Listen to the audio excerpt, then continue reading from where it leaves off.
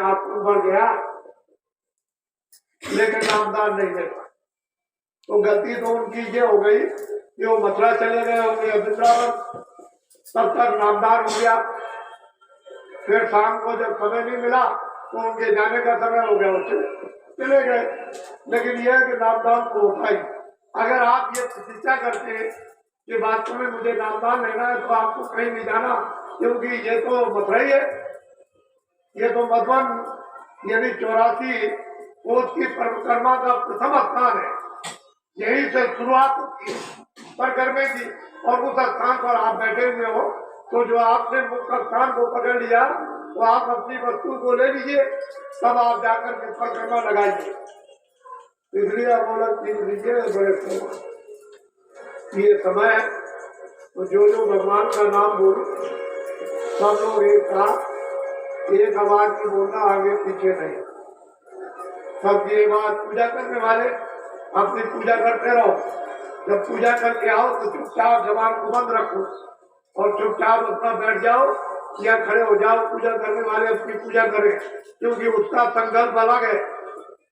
हर चीजों का संकल्प अलग अलग होता है और उस संकल्प के फल भी अलग अलग होते हैं। इसलिए वो तो आप अपना काम करते रहो और वो चीज आप अलग लो और ये चीज अलग है, इसका अलग संकल्प है। ये नहीं है कि चीज अलग अलग है तो अलग अलग काम है। भगवान अलग अलग संकल्प करके और यथाउचित है, जिसको जितनी जरूरत उसको दिया जाएगा। तो सब लोग एक साथ बोलना, आगे पीछे। पहले मैं बोलूंगा, उसके बाद आप। जब मैं चुप हो जाऊंगा तो आप भी चुप हो। साथ वाले भी है, पुराने नामदारी है, सादे भेष में, सादी पोशाक में। जिनसे कहो कि भाई आप पुराने नामदारी हो या टाट वाले, और उनको 5 नाम 5 रूप 5 स्थान ये और आवाजें लिखवा दो और हमको भजन 2 मिनट में, हमको ध्यान 2 मिनट में और 2 मिनट में हमको सुमरन, ये सब विधि हमको भजन ध्यान सुमरन की बता दो। विधि आपको ये बैठा कर और सुमरन की विधि आपको बता दो। फिर जब आप विधि उसको समझ लो और नाम याद हो जाए, रूप और स्थान और आवाजें फिर सही सही रूप से करना अब आप शुरू कर दो तो देखो कितनी जल्दी आप मनुष्य मंदिर में खजाना मिलता है। ये तो आत्म खजाना है, ये रूहों का है, जीवात्माओं का ये भरा हुआ। लेकिन महापुरुषों के बगैर वेद बताए बिना युक्ति के ये कोई जान नहीं सकता। इसको कहते हैं नाम। पहले लोग दीक्षा कहते थे कि दीक्षा दे दो, मंत्र दे दो, कान फूक दो। अब ये कान फूकना मंत्र ये सब अलग है, ये नामदान है, ये सर्वोपरि दान है। ये अब और सब चीजें पीछे हो गए। असली चीज ये है और मंत्र ये दिया है कि अब भजन करो तो कान खुल जाए, ध्यान करो तो आंख खुल जाए, और आंख और कान खुले तो सुनने लगो और देखने लगो। मंत्र तुम्हारे वशीभूत तो कहा नहीं है कि मंत्र को वशीभूत करना। ऐसा काम करो अपने जीवन में तो अच्छा है। बोलो जय गुरुदेव। देखो बच्चियों देवियों, मेरी आपसे बहुत बड़ी प्रार्थना है कि अपने अपने पतियों को जो 40 सालों से बुद्धि जो ये दान में देते रहे, बुद्धि को गलत स्थानों पर भेजते रहे, अब की बात ये धनुरा हमारे आगे आने वाले खंड में बचेगा।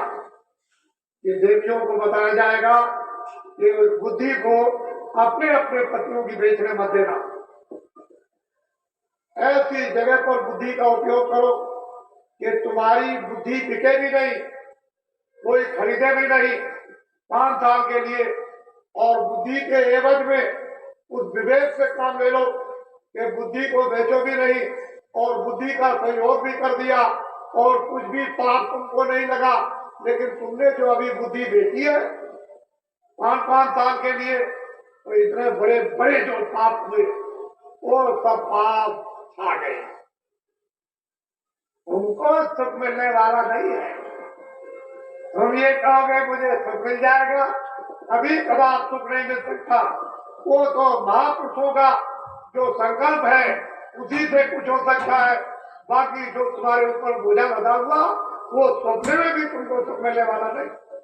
आपने वो काम किया है, इसलिए अपनी अपनी बुद्धि को जगाओ और जगाकर फिर इसको बेचो मत। कोई तुम्हारी बुद्धि को खरीद ना सके, इस तरह के तुम बन जाओ और बुद्धि का विवेक में फिर काम लो, अपना भी काम ले लो और औरों का भी काम कर लो। वो मैं अभी खंडों में मैं इसका विस्तार से प्रचार करूंगा। वैचारिक क्रांति में ये सब कुछ आ जाएगा, आप घबराओ मत। और भारत में वैचारिक क्रांति उठ खड़ी होगी, इसको कोई रोक नहीं सकता। हमने तो ये कहा था, इन लोगों ने कहा था बाबा जी आपके पास कुछ अच्छे आदमी है। मैंने कहा मैंने 30-35 साल से अच्छे आदमी को बनाया। कल आप कहोगे कि बाबा जी आपने तो हमको अच्छे आदमी नहीं बताए थे, नहीं तो मैं अपनी बुद्धि का जरा सा प्रयोग कर लेता और बुद्धि से परीक्षा ले लेता, तो मैंने तो आपके सामने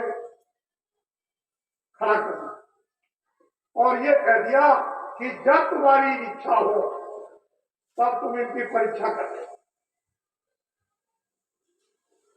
जब तुम्हारी इच्छा हो तब परीक्षा कर लो।